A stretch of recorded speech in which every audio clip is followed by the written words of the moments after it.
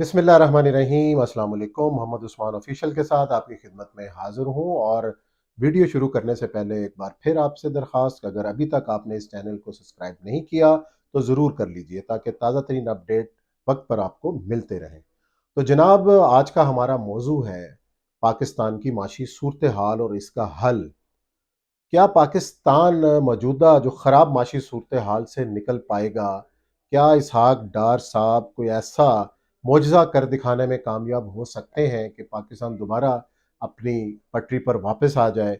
और सबसे इम्पोर्टेंट, इस वक्त इंतहाई अहम दौरा है पाकिस्तान की सबसे बड़ी शख्सियत जनाब हाफिज़ Asim Munir, chief of army staff का 10 रोज़ा दौरा है सऊदी अरब का और उसके बाद चीन का। क्या तवक्कुआत हैं, क्या इम्कानात हैं? क्या इस बार हमारे ये दो अहम दोस्त ममालिक पाकिस्तान की मदद को आएंगे जो हमेशा से आते रहे हैं? इस बार क्या पाकिस्तान का हाथ पकड़ेंगे? और जो इस वक्त जो सूरत हाल चल रही है कि पाकिस्तान के ज़र मुबादला के ज़खायर गुज़िश्ता 30 साल की कम तरीन सतह पर है, और वो भी जो 1.2 अरब डॉलर जो हमने दुबई के बैंकों को वापस कर दिए उसके बाद। अब हमने फरवरी तक मजीद कितनी अदायगियां करनी हैं, उसके बाद पाकिस्तान के ज़र मादला के ज़खायर का क्या हाल होगा। और अगर हम IMF के साथ जो 9th रिव्यू होने जा रहा है 9 जनवरी को, उसमें को हमें कोई नई किस्त मिल सकती है। और जो इसहाक डार साहब का जो मुतालबा है कि 9वां और 10वां रिव्यू IMF इकट्ठा करे और इकट्ठी दो किस्तें हमें हमारे हवाले कर दे ताकि पाकिस्तान की जो मौजूदा माशी सूरत हाल है इसमें कुछ बेहतरी आ सके। तो सवाल यहाँ पे बहुत बड़ा ये है कि जनाब, अगर IMF आपको अगर दो किस्तें देगा, किन शराइत पे देगा? और काफ़ी अरसे से IMF कुछ नाराज़ है मौजूदा हुकूमत से, जब से मुफ्ता इस्माइल साहब रुखसत हुए और इसहाक डार साहब ने चार्ज संभाला है। एक दोनों की लड़ाई आपसी तो अपनी जगह पे आपने उसकी झलकियां देखी हैं कि जो मुश्किल तरीन फैसले मिफ्ता इस्माइल साहब करके गए, उसका क्रेडिट जो है वो अब इसहाक डार साहब ले रहे हैं। और अब जो IMF के साथ जो 9वां रिव्यू है उसके अंदर वो मुतालबात हैं IMF के, वो कितने खौफनाक हैं। और अगर पाकिस्तान को वो 1 अरब डॉलर देते हैं तो पाकिस्तान के अवाम को उसकी कितनी बड़ी कीमत चुकानी पड़ेगी और कितनी महंगाई में इजाफा होगा, ये तो बहुत अलग मौजू है।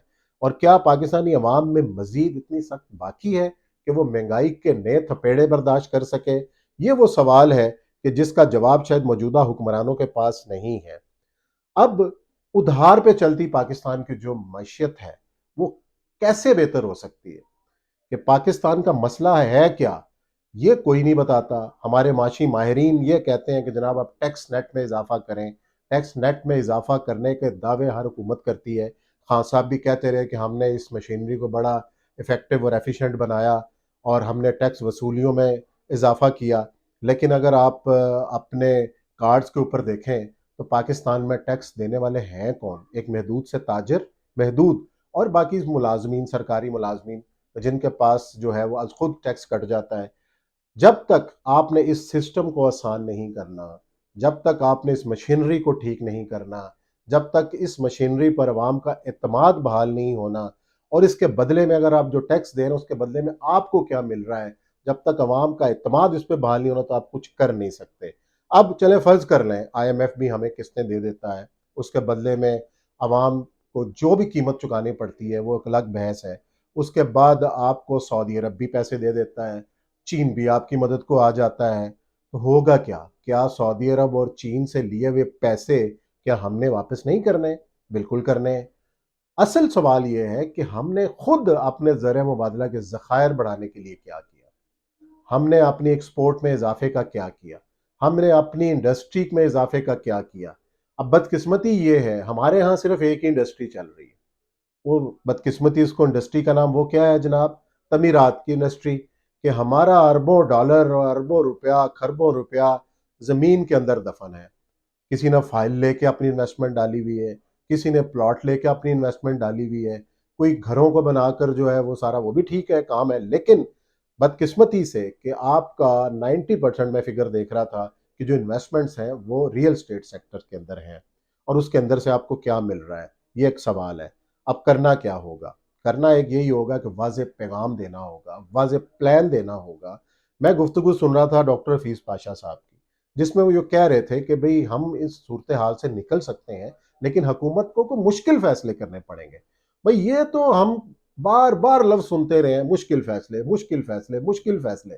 عوام نے مشکل فیصلے سہے بھی ہیں اور سہ بھی رہے ہیں، اس کی قیمت بھی ادا کر رہے ہیں، لیکن اس کے بدلے میں عوام کو کیا مل رہا ہے؟ سردیوں میں بجلی کا بل لوگوں کا 10,000 روپے آ رہا ہے، تو گرمیوں میں کیا ہوگا؟ آج آصف صاحب کے ٹی وی چینل پہ یہ فرما رہے تھے کہ جو اقدامات حکومت نے کیے ہیں جلدی بازار بند کرنے کے، جلدی جو ہے وہ باقی جلدی اٹھنے کے اور جلدی دکانیں بند کرنے کے، اب ہو کیا گیا؟ انہوں نے یہ کہا کہ جناب اگر ہم اس پر عمل درآمد نہیں کہیں گے تو پھر ہمارا ملک اندھیروں میں ڈوب جائے گا، کیونکہ ہمارے پاس جو ہے وہ پیسے نہیں ہیں امپورٹ کے۔ اب امپورٹ کے پیسے نہ ہونے کی وجہ سے ایلسیاں بند ہیں، بہت سارا ساز و سامان آپ کا بندرگاہوں پہ پڑا پڑا خراب ہو رہا ہے، گاڑی بنانے والے کارخانے بند ہو رہے ہیں، انڈسٹری بند ہو رہی ہے، اس کی طرف کسی کو کوئی دھیان نہیں ہے۔ اس وقت تو صورتحال یہ ہونی چاہیے، سب مل کر بیٹھو، پاکستان کو آگے لے جانے کی بات کرو، اب جو بھی کرنا ہے ایک ایجنڈا بناؤ، اس کے اوپر عمل کریں اور سختی سے عمل کریں۔ اگر اس وقت بھی ہم نے عمل نہ کیا تو پھر ہم یہی ماتم کرتے رہیں گے کہ جناب حالات کوئی اور آ کے ٹھیک کرے، وہ کسی نے نہیں کرنا، ہم نے کرنا ہے۔ چلیں جی، اگلی ویڈیو میں پھر ملاقات کریں گے، اجازت دیجیے، اللہ حافظ۔